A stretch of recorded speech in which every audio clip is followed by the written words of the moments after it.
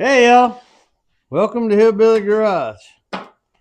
Today I got a little bit of I guess you call it a tech tip or anyway, it's something that I actually discovered unexpectedly. It wasn't something that I was looking for, but it happened to pop up on me. Had to have the intake off of the truck because underneath the intake, between here and the block, you have your EGR cooler, and it has some radiator hose or heater hose, whatever you want to call it, that tends to get soft and stuff. And anyway, had a little leak, had to fix. But while I was in there, I discovered this, and any of y'all that have been following along, recently you saw the video on the towing, and we did some data collection while we were pulling and towing, and the truck just really wasn't performing that well. This is your which truck? We have three. Oh, my red truck, old red, got the 6.4 Hemi in it. Yeah. Okay. So, but an interesting point that could very well help someone else in the future, and it is something that you can check on without taking the truck apart, and I'll show you what you can look for. This is a Hemi intake manifold, and this bottom flange right here is what mounts to the smooth runner surfaces on your heads. All right, and if you'll notice right here, there is a little groove right there, and you can see in there that blue, that is an O-ring seal that seals the runner between the intake manifold and the head. All right, it's difficult to see, but from the outside, from under the hood, you can look down with your flashlight. You look right down the side of the intake, and you'll see the shiny aluminum of the head, and you can look for these little indentations, these little openings. All right, and you do not want to see anything. Okay, now I'll show you on the opposite side.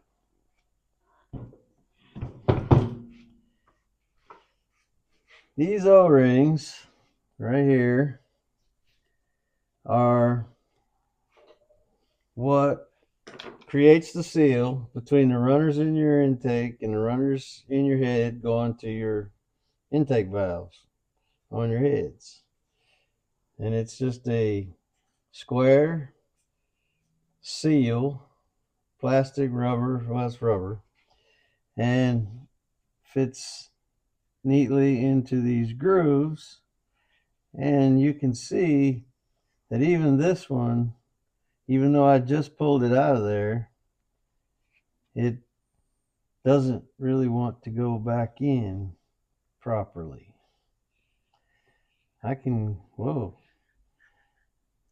I say I can get it in there. Okay, it's in there. But here's the thing. It should not fight you like that. All right. I think these are actually from another job, but you can see how much easier that one fits in there. All right. That's the way it's supposed to fit without having to fight it, without having to scrunch it. But here's the thing, the reason that this is important, this little area right here, this is what I found on Hold it in your my hand. on my intake. You can see how severely misshapen that is. And what had happened is that had, well, hang on, let me get it in there. Had grown and exited the building. well, I don't know, down through this groove. And the reason I was demonstrating earlier, we'll turn this back over.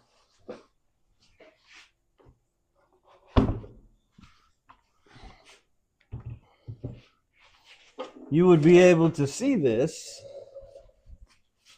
sticking out through this hole.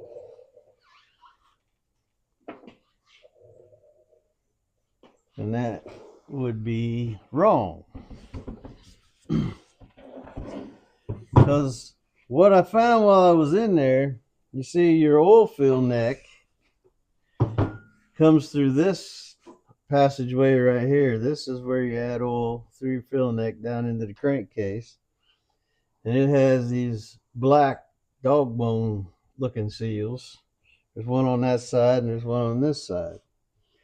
So on the fill side of mine, there was oil all down along here, and all of these, you can see, are stained with engine oil. Now, the material on this is meant for gasoline, not engine oil. But that's also why when we tried to put these other ones in, this one, they're jelly-like, they're misshapen. And here's another point. Shoot the camera across here. You can see how much this rubber seal is proud from this hole. If you come over and look at this one, look here. I'm not even pushing on it, and it's flat right there, almost all the way around. So what's happened is this seal has lost its integrity. It's misshapen, it's squished, it's pushing out through the hole. There were several of them. This one is actually cracked right there. It was pushed out the hole and it was cracked. So my theory, and I believe my theory is correct and supported, is that, especially in reference to this right here, there is no pressure that will hold. See how these are proud of the holes? When you tighten it down, it squishes that out, creates a seal. This one can no longer seal anymore. I do believe that I had a serious vacuum leak in several of the runners. Now, I wasn't getting any check engine lights, which that was odd. But probably, and this is just me talking, but I think it makes good sense, is especially when I was getting on the fuel and it was pulling harder on the intake manifold, that it was actually sucking air around these low seals that are barely sticking through, and you can push them all the way up in the hole. So yeah, see, that actually will go below the surface. So of course, while I was in there, I noticed this. I noticed these things sticking out here.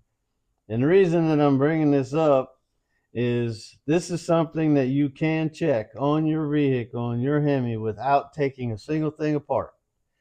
You shine your flashlight down alongside your intake manifold towards the head, and if you happen to see this sticking out, then you've got a problem, because they are they've lost their integrity. They're no longer making a seal.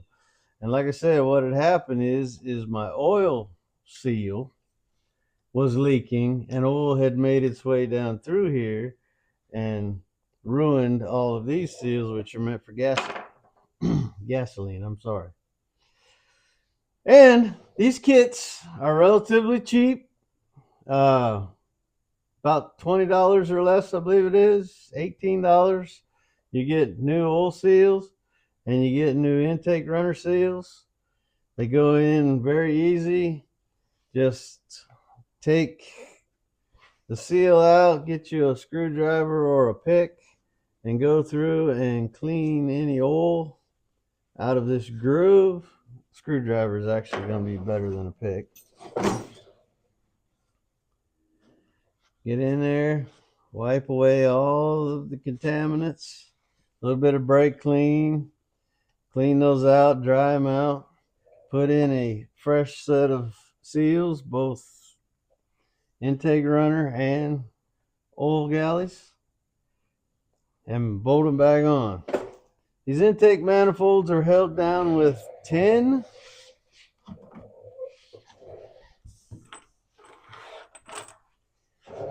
bolts, 8mm heads,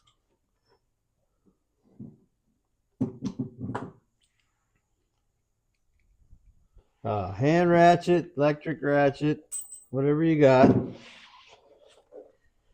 course, you will need to take off your evap connector, the hose to your air box, a couple of wire connectors, and then also there is one wire in the back of your intake. Some of them, this one for instance, is connected on the bottom. It's a little bit difficult to get to, but you pick the intake up, kick it to the side, and then you can reach around, disconnect this one. On the 6.4 and some of the newer 5.7s, it actually connects on top, so it's way easier to get to.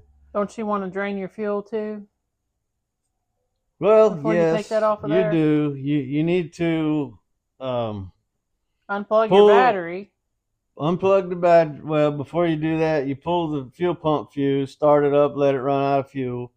Try to start it back. It'll probably kick a little bit and run out of fuel. What that'll do is that helps take most of the pressure off of your fuel rail, which connects right here. All right, and like I said, you'll take your vent tube off, you take your air filter neck off. You'll have to disconnect the wires that go to here. But you take those 10 manifold bolts out, pick it up, and you just turn it right over in the truck or the car. And then take those O-rings out, clean those little grooves, make sure they're good and clean, put in a fresh set, reverse the process. Once you get about 3 or 4 of these bolts lined up, the rest of them just fall right into place. But what I discovered is my truck, I can tell it runs better. And of course, I mean, I didn't even investigate it this closely. I'm glad I did now. But those O-ring seals were not doing their job. They're squished down, distorted, squished out.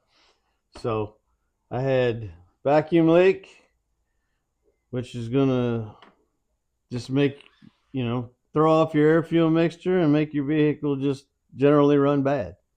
So this is definitely something, like I said, give yourself a look down alongside. If you see this sticking out of the side, then you've got the same situation I did.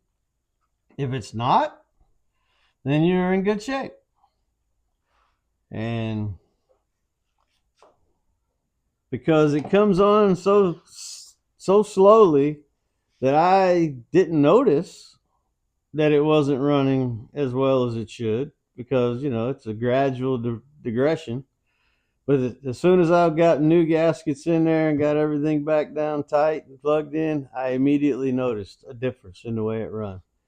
And I wanted to share that with y'all because I actually have a love-hate thing going on with these Hemis. I love the 5.7 that's in my wife's truck, not so much with the 6.4 that's in my truck, but I got to keep it running because that's what I drive back and forth to work.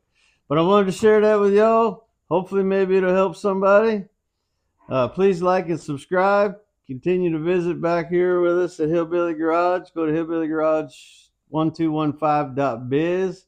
Get t-shirts. Get cam bearing wrenches for your Hemi cam bearings.